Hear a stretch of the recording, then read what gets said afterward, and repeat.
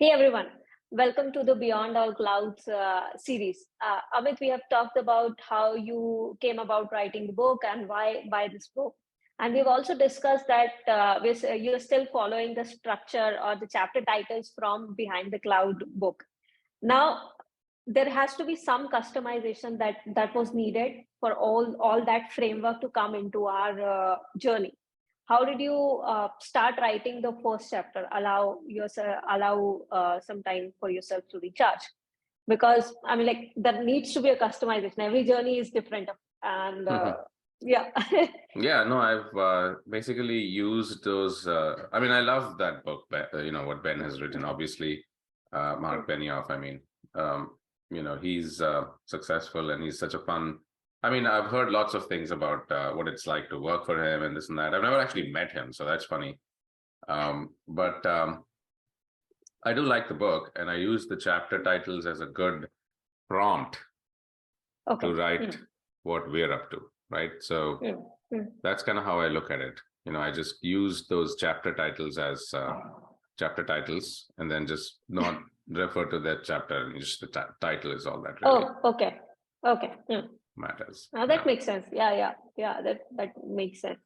So in your first chapter, you talk about something that you had experienced back in 2015. I want to know from yourself what that experience was, because you talk very explicitly about that experience. Burning Man is a common occurrence, right? Lots of people go to Burning Man. But I think what happened with me was I was also going through some other, personal issues at the time. And everything sort of just came together, was that 20 yeah, that was 2015. That's right. Yeah, 2015. And so no, I was there for a week. My brother dragged me to this thing. I don't do any camping, nothing, trust me. Get me a hotel and some nice place to go to. But he insisted that I go, and it was I've written about that on my personal blog as well. I think there's an article on Awake Ventures that talks about that specific experience. But what ultimately it led to was just the realization that life isn't what you think it is. There's much more to it. It's surely more than what all this mundane stuff is about, right? What is the significance of life? There is something more. There has to be more. And that became painfully clear, that there is so much more. And one can't go back. It's like seeing one of those illusions, right? You can only see one, and some people see the other side, other thing, the same picture, old woman and some candlestick or something. So but once you see it, you can't unsee it, right? Once you see the other thing, you can't not see it after that, right? It's not possible. So it's only when you don't see it that you are only able to see the one side. It's only when you have no idea about the other side. The minute you see the other side, the old side alone does not exist anymore. You can't not see the other side, So that's kind of what happened. And so once you realize that there is, much more to what is called as life and world as we know it. What do we know about the world? What is the world? The world is a conception, an idea that people have about it. Can anybody know the world? Is there some categoric what the world will do? No, it's just a completely unknown thing. Right?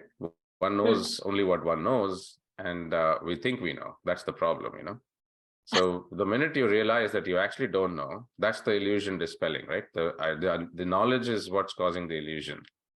And so the minute you realize that your knowledge is incredibly limited and there is so much more, and that cannot be known, you have to understand clearly, knowability has limits. Knowability can only be of a reflected, something, an idea about the past. Right? It's over also. The future isn't here. There's no, that's just imagination. The past is gone. And what we all talk about, knowledge, is everything is of the past only.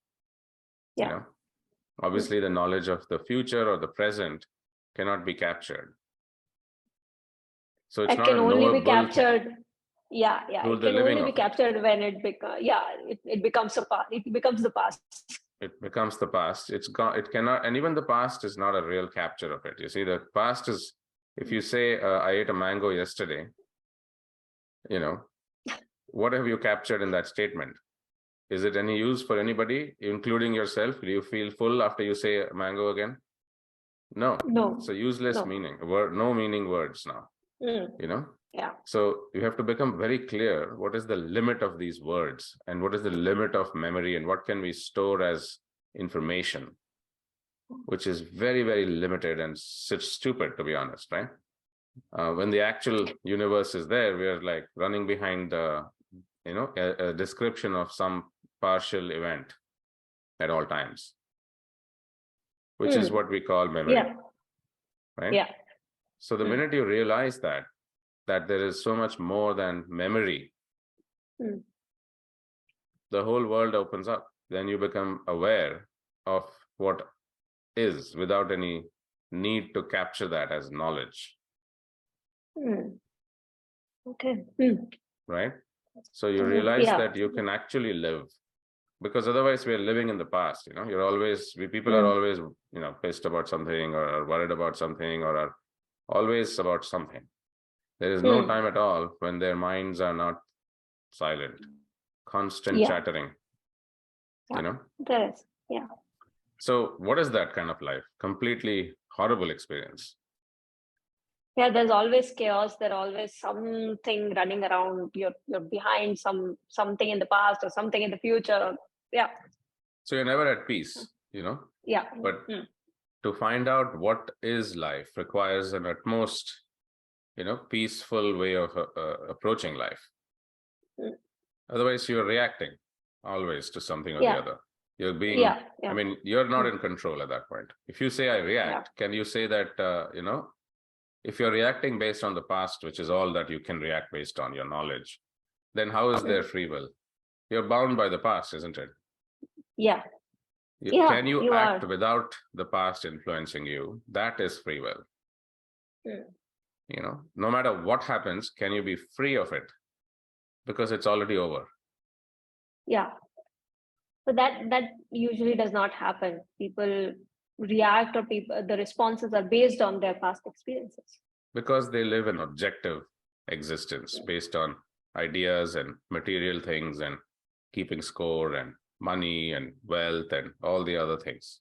Because you're comparing an objective experience. If there was no material comparison, how do you compare the quality of life other than with material?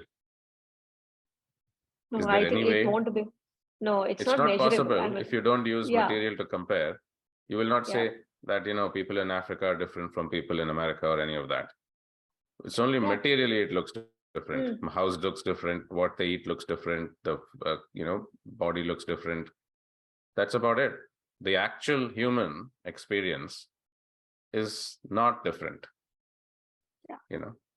So when you realize that, then you see the universality in everything. And when you see the universality in everything, then you can build businesses or build art or do whatever. See, art imitates life or life imitates art. Both are, codependent. But whatever it is you create is dependent on what you know. Yeah. So if you only see differences, you will create art like that. Or you'll talk like that. Or your actions will be based on that knowledge. If you only see universality, and if you see only universality, your actions will be based on universality. What you do will apply to everything and everyone. Yeah. Because that is how things are. You're no longer seeing the limitation that is imposed by your own perceptions, which is where the differences are seen. Only through perception. Some people see the same thing. Some people see different things. Obviously, the truth is only in the perception of it. Therefore, that cannot be called truth. Once you're free of this idea, then the world is no longer limited by your ideas about the world. People don't know what the world is. What is life itself? So that's what that was. So once you find out, you have to have space to find out, what is this experience that we are here for? Is it just to get a job and to, become rich or whatever it is? or is it something or more? or is it something more? Exactly. Is it You something? mentioned you have mentioned this phrase, right? You need to see the space between the dots to actually connect them. Isn't it? Otherwise, you will not even know that there is a dot. Yeah. You're It's a always, very, yeah, yeah. It's a very apt way to look at things.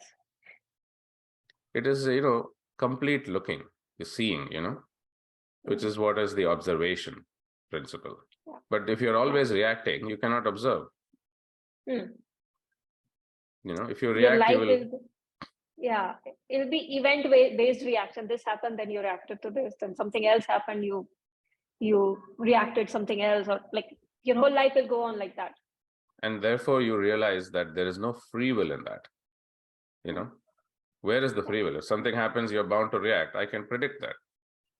Yeah. If I can predict Yeah. your actions, in what way are you free? That means you're based on a pattern. Yeah.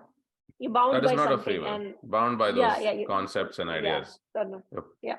Freedom means not any bondage at all. No matter what happens, you can decide to act, not react.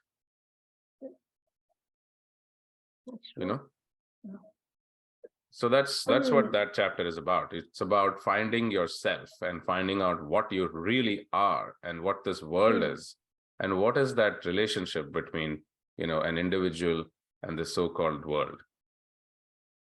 If there is 1 billion or 10 billion people, does that make any difference to you? It does not. I mean, like, apart from materials.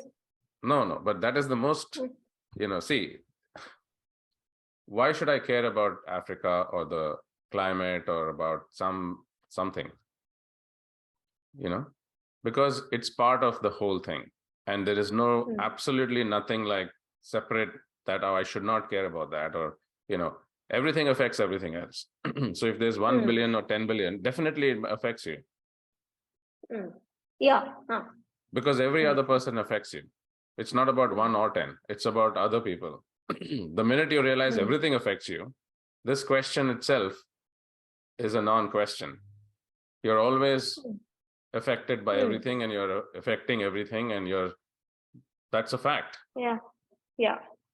So to realize what is this connectivity between everything, otherwise you couldn't know about everything, right? Is there everything? Only if you know it. If it doesn't exist in your plane of knowing or in your plane of existence itself, then it doesn't matter. But because it exists in the same plane of existence as you, that means existence itself is connecting everything. The fact that these things exist. So to realize what is existence, what does it mean to exist? Do people even know? Or they just blunder through life from one thing to another to another? But what is it to be even alive? Does it matter? And to whom? If you're only here for 10 years or 50 years in this planet, which is going to go on for 5-10 billion years, what is the value of that? Is there any value? And if you don't know the answer, should you not find out? Yeah. Is there anything more important than to find out what it is? Life that we are leading here. So that is the space between dots. That is the space where you don't even have to really pause. Things keep going on, right? But you have to see clearly. For that seeing clearly, you have to not react. And for not reacting, you must have a control over what is called as the mind. Mind is reaction only. Other than reaction, there is nothing called mind.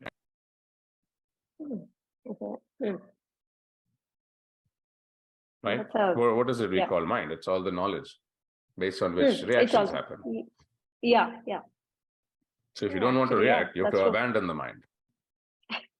The question is, why would I not react? People are like, oh, but I want to react. I'm free will. I can choose. But they don't see how those choices were given to them.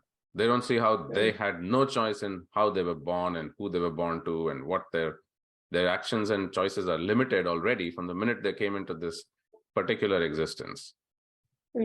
So all of existence is already connected to each other, and you as an individual in the whole of existence have really no free will as such. Yeah. That's true. Yeah. Actually, yeah. Oh, that's amazing. So then what happens? Then what? Then you have to find out then, shit, if I really that, because logically it's clear, you don't obviously have any, nobody has free will, right? So therefore, Yeah. now what? Now what is happening? This whole universe is Yeah. based Yeah. on a misperception. And if we Mm. continue to live like that, then, it's obviously going to lead to wrong outcomes, because you're basing everything on a falsity, on a falseness of Yeah. understanding, right? You cannot build a Yeah. spaceship if you don't understand gravity, the theory of Mm. gravity, right? You can never Yeah. escape it Mm. if you don't Mm. understand it, Yeah. right? No matter how hard and how much you flap your wings, which you keep on strapping on bigger and bigger, you can't escape the gravitational pull of the planet unless you know what it is and you build an engine that, and the machine that Actually, escapes it, yeah. right? Yeah. So you cannot operate or play a game that you don't know the rules, or you think you know the rules and you're playing according to your own rules, but those are Yeah. not the Right. actual rules. Yeah. Those are not the real thing, like actual rules. Yeah. And the reason why it's called an illusion is because you think it's the actual rules. And if you ask everybody, they're so sure that they know it, that they are clear about Yeah. everything, that's the illusion. So we go beyond this knowledge thing. Knowledge is a pointless thing. I know, what is that? Some foolish I know thing, some tiny facts compared to Mm. the entirety of existence itself, which is right here and which we are a part of. Awesome. I think the chapter holds a lot of the like the entire journey of realization and the time you took to recharge and come up with awake, how it started and where it began.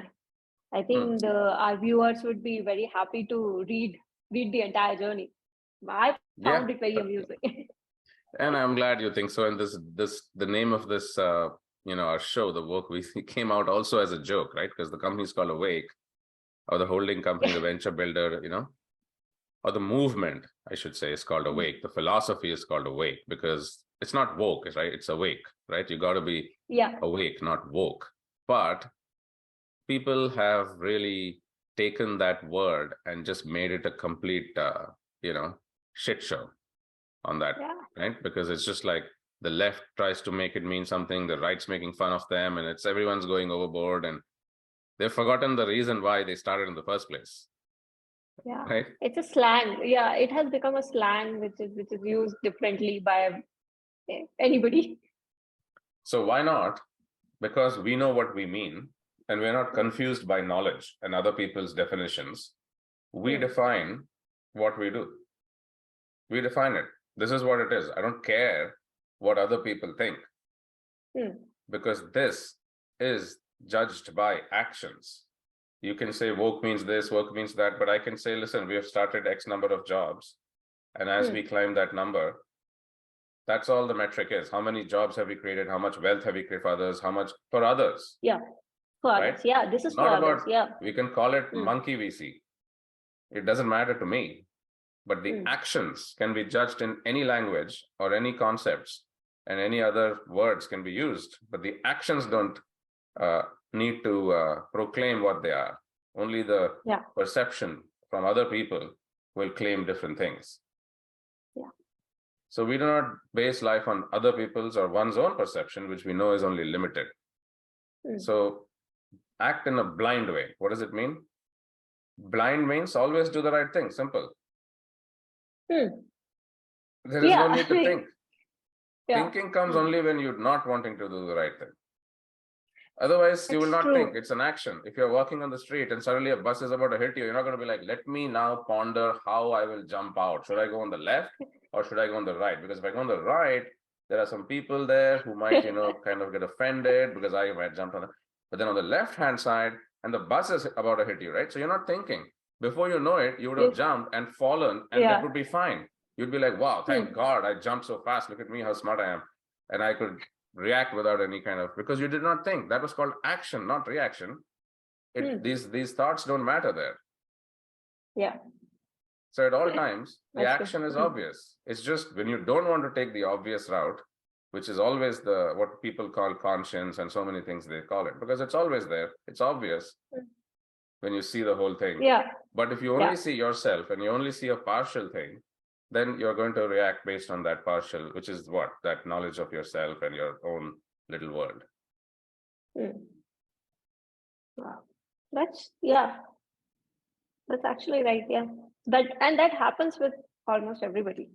Everybody goes through life like that. So why not create a machine or a system when you work within the protocols that we are creating? There is no need to think. The right thing always happens. Why? Because it's connecting everybody into a single whole where the natural intelligence functions. Yeah. The natural intelligence functions more and more and more when you have interconnected everything, because the same intelligence then flashes right through the whole network, as opposed to different networks where the same intelligence is disconnected in a way, and it's not able to affect the whole, because we have divided it. Yeah, that's true. So we build holistic systems. We build integrated systems. We build complete systems that are end to end and solve a particular thing end to end. There is no, I'm building a feature here, and Silicon Valley's mantra of like what they call focus is a complete ridiculous nonsense. Because it's like somebody will build one tiny thing and they'll be like, look at me, I've done this really small thing, right? I look at this, right? And it's like, what is it from the business perspective? From the business perspective, I'm a systems integrator. What? Everyone's building these tiny ass features everywhere. And am I supposed to like become a technology person, stitch it together myself? And then they'll come and say, oh, no code. Then, you stick. I mean, it's crazy. Just build something that does the job end to end, finished. Right? Like, why do we have to, either you do the job or don't do the job? I mean, don't come and say that I'm building something. No, we are building a new end-to-end system and systems. Why? Because that's what's needed, not more partial solutions based on more partial knowledge and an incorrect understanding of the whole system. Yeah. Right? So that's what we're doing. That's what space allows you to see, the simplicity in all things. And then you just build the most simplest thing possible, which is what we've done. We've done a very simple thing, which is just connectivity. Yeah. Yeah, it's basically, it's connectivity. So, all right, well, that's the chapter. I don't know if that was useful or not, but... Yeah, it was intriguing, and actually I think I'm sort of triggered to read the chapter again after hearing you talk about it. Thanks so much. Sure.